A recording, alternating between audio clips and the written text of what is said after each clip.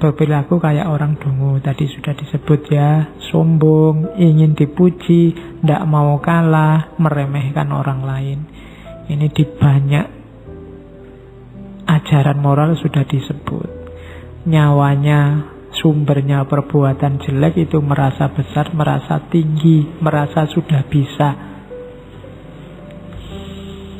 Nah, ini yang agak unik dari Wedotomo. Kalau tadi kan berhadapan dengan manusia sama etika individual. Sekarang ada perilaku kita di hadapan Tuhan. Nanti ada 4 cara kita.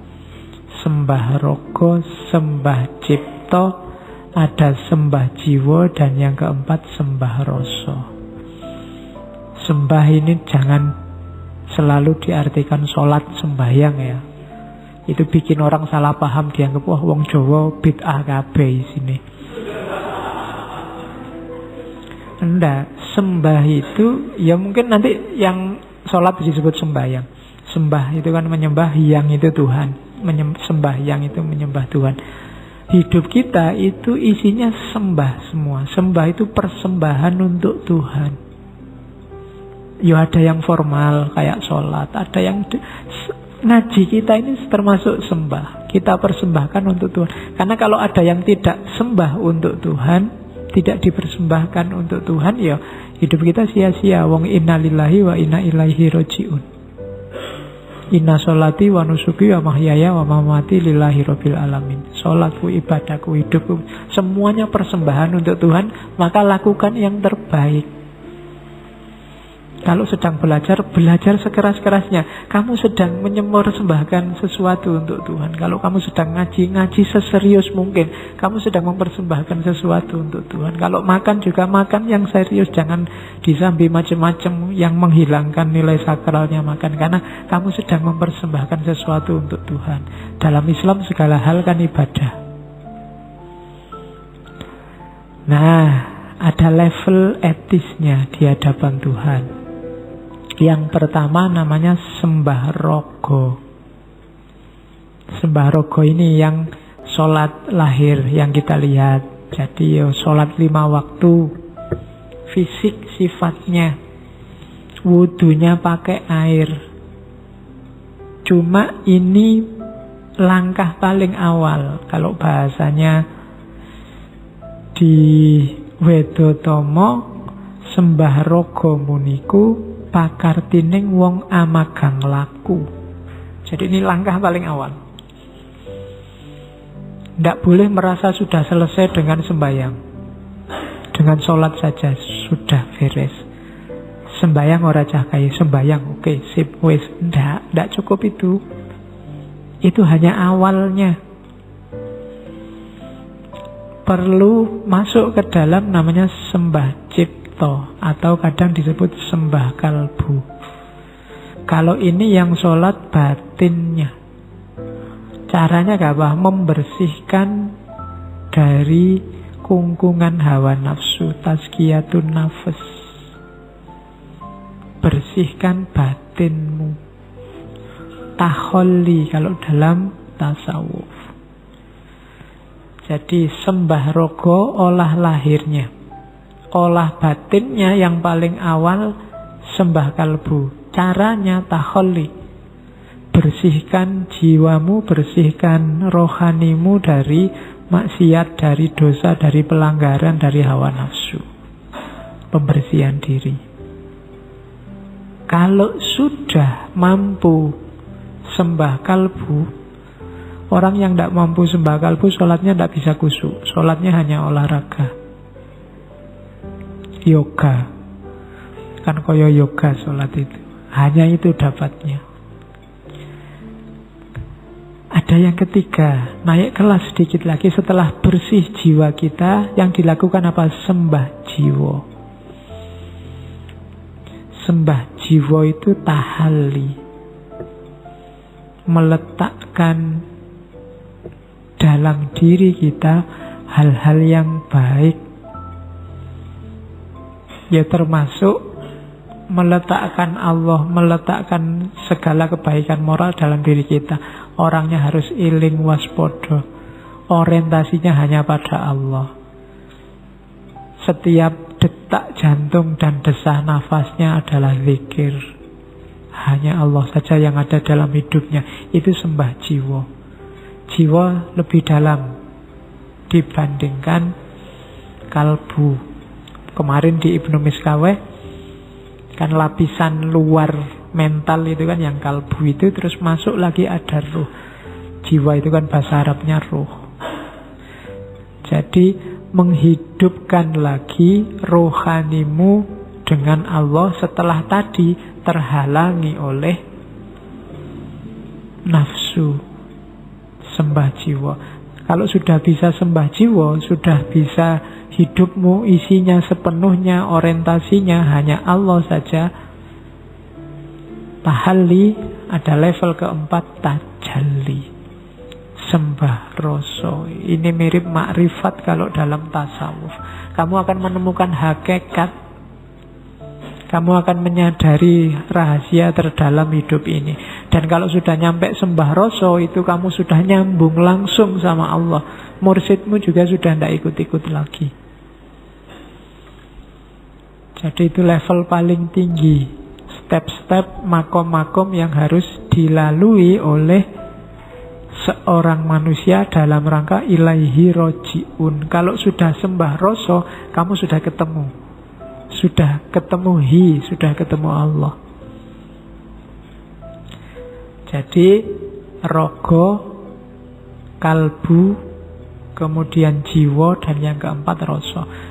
Jadi totalitas hidup kita isinya hanya Allah. Itu etika di hadapan Tuhan. Nah, Mangkunegara mengkritik keberagamaan yang formalistik. Formalistik itu ya tadi hanya raganya saja.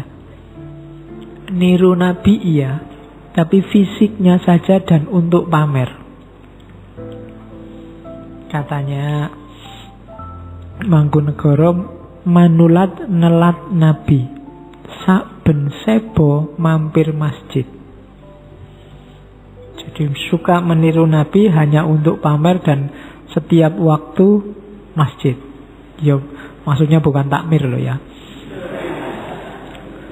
Yang rajin ke masjid hanya untuk pamer.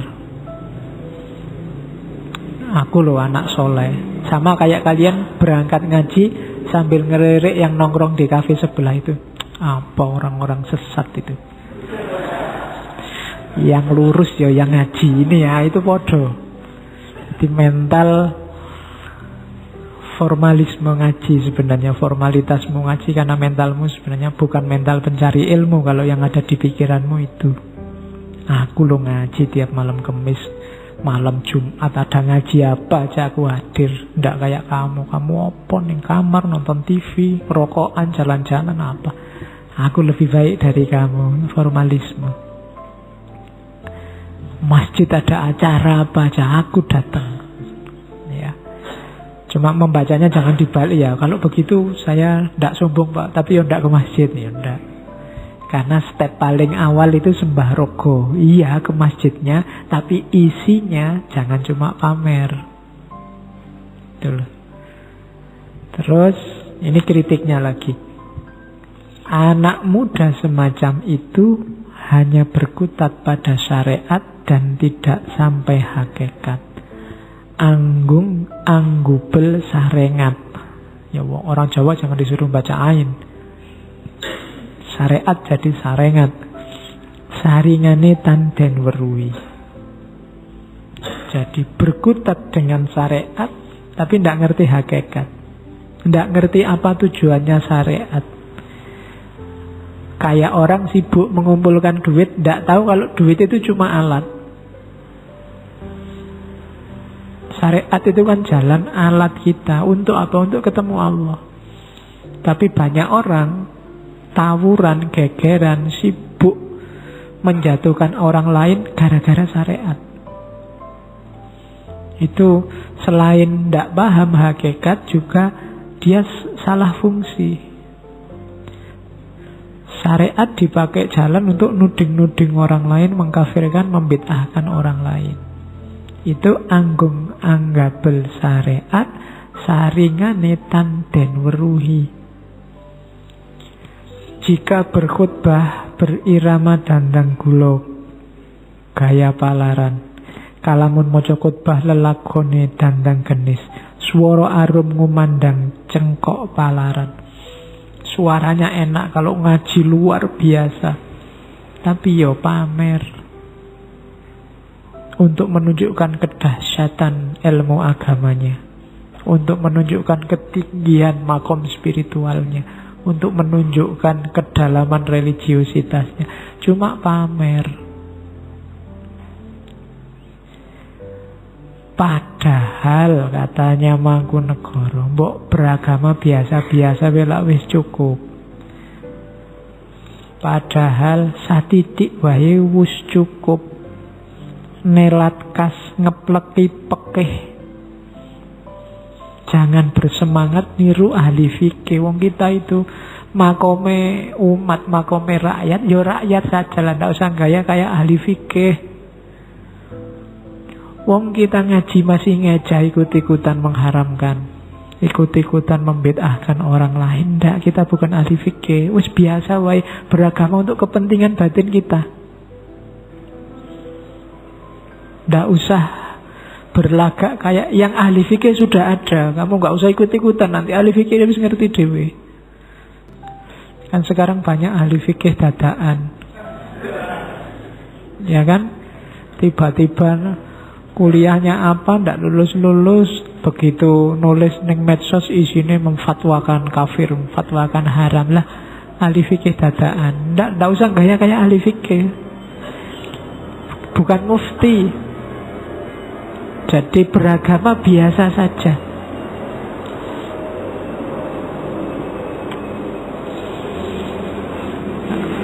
Satitik bae wis cukup. Ngerti cara sholat yang benar, ngaji yang benar, puasa yang benar, yang praktis untuk kebutuhan beragama kita, mendekat kita ke Allah, sudah. Nggak usah gaya jadi ahli fikih. Nggak usah gaya tiba-tiba beli kitab kuning fikih ala Mataibul Arba'ah. Wong ngaji wae ra iso.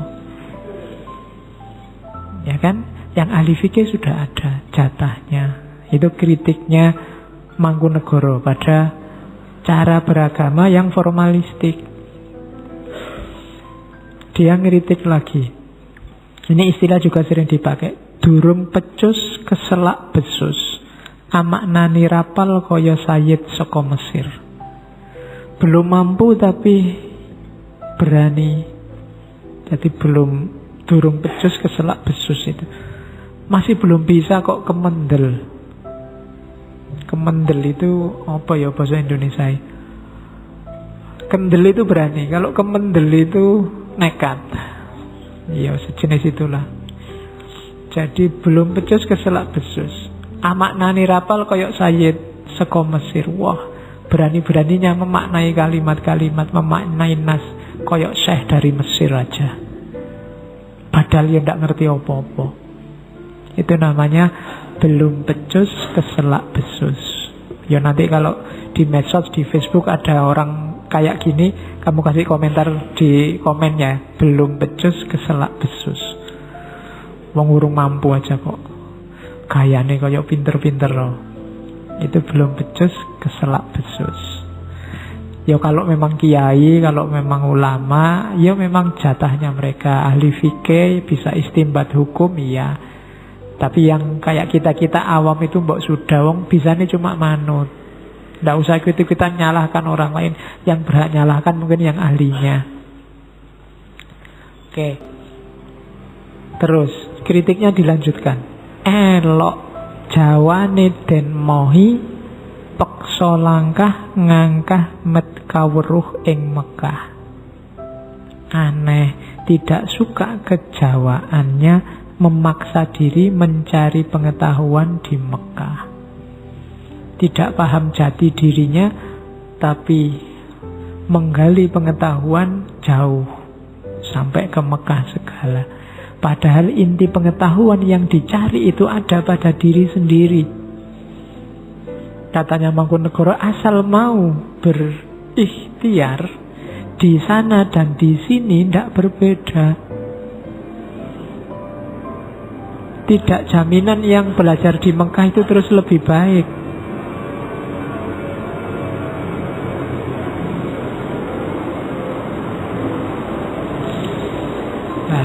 Ambil nafas sebentar.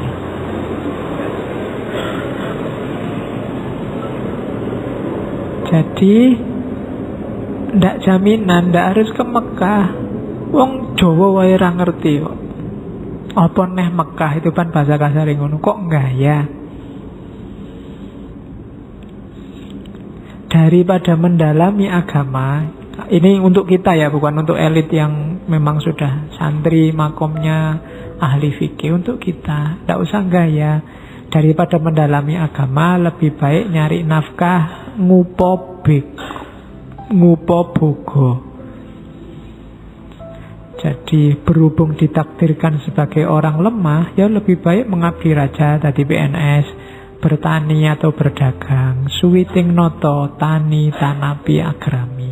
Sudahlah untuk kita. Ayo diurusi urusan kita yang wajib-wajib buat kita. Yang mahasiswa yo sinau belajar, yang tani yo bertani, yang dagang yo dagang. Nggak usah melu-melu diskusi yang di luar jangkauan kita. Ya meskipun kemudian di kalimat akhir Mangkunegoro merendah, mungkin khawatir dimarahi kiai-kiai.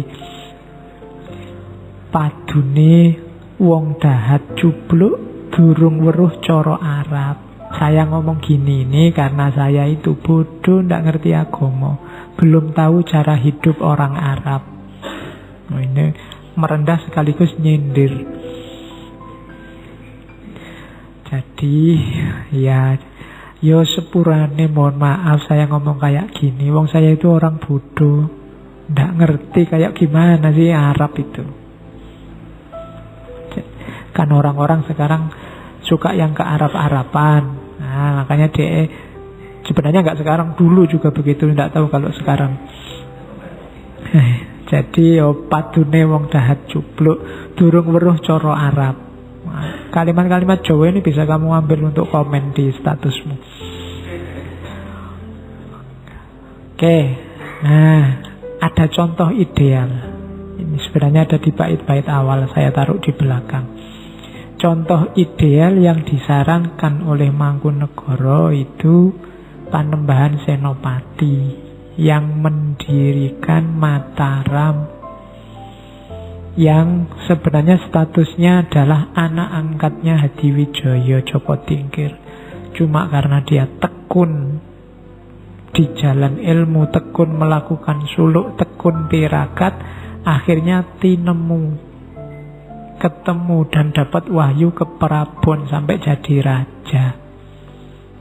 Jadi dia adalah model laku utama.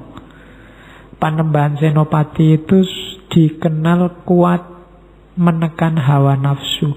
Kapati Amarsudi Sudoning Hawa lan nafsu. Suka bertapa. Nanti kalau yang baca sejarahnya, dia melakukan laku macam-macam. Dia pernah Topongeli itu apa? Menghanyutkan diri di sungai sampai pantai selatan di Kali Opak. Jadi semetinya gitu. Pernah di satu waktu ngelakoni 3 tirakat sekaligus. Yo ngalong, yo ngidang, yo kungkum. Jadi dia ada pohon di atas sungai, dia gantung di situ, kepalanya di bawah, kungkum sekalian di sungainya. 3 hari 3 malam. Ceritanya begitu. Itu tirakatnya khas Jawa, puasa-puasanya. Ya beberapa ceritanya sifatnya simbolik. Tapi memang Panembahan Senopati dikenal suka tirakat. Ya rumusnya kayak di awal tadi, siapa yang suka tirakat menjalani laku, ya ketemu ilmu dan manfaatnya. Sekaligus karomah-karomahnya yang diperoleh dari ilmu. Kalau sedang tidak tirakat, Panembahan Senopati itu suka membahagiakan orang lain, membuat senang orang lain. Makanya disukai banyak orang. dicintai banyak orang. Kalau sedang tidak ada kesibukan sebagai raja, dia berkelana, mencari ilham. Dia lebih suka ketenangan, ketentraman hati, suka prihatin, kuat mengurangi makan dan tidur. Padahal sebagai raja gampang, dia pingin seneng-seneng, pingin kawin berapapun bisa, pingin makan seenak apapun bisa, pingin tidur seneng-seneng juga bisa. Tapi enggak, dia lebih milih tirakat, lebih suka berkelana, nyepi. Tujuannya apa? Kehalusan budi, mesuh reh kasudarman. Jadi semua yang dijelaskan di depan tadi itu derivasi dari ideal seorang Panembahan Senopati yang mendirikan Mataram. Terus, akhirnya demikianlah ilmu yang nyata mengkono ilmu kang nyoto. Sanyatane mung reseping ati, senyatanya memberikan ketenangan hati. Bunga engaran cupluk, tetap senang dikatakan bodoh. Sugeng tias yen den ino, tetap gembira bila dihina. Tidak seperti si dungu yang selalu sombong, ingin dipuji setiap hari. Janganlah seperti itu orang hidup. Jadi inilah ilmu kasunyatan, ilmu nyoto.